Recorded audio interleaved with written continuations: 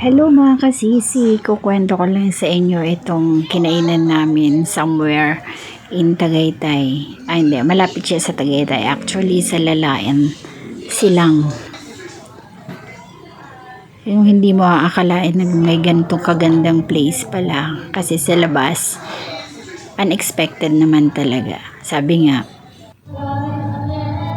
hindi siya kagandahan sa labas, pero pagdating mo sa loob, talaga namang nakaka-amaze ang itsura ng kainan na ito.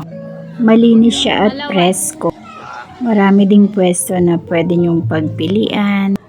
Pwede siya sa couple, sa barkadahan at sa family. Nakakatuwa dito yung kanilang artificial na Bermuda grass. For sure, kagigiliwan ng inyong mga chikiting na magtakbo-takbo sa labas habang hinihintay ang inyong mga orders.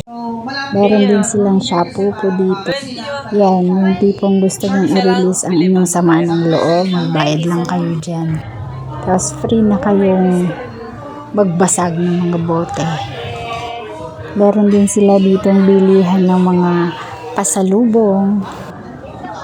Basta guys, matutuwa kayo dito. Habang kumakain kayo, meron din silang banda dito, no? Tumutugtog at kumakanta habang kayo ay kumakain.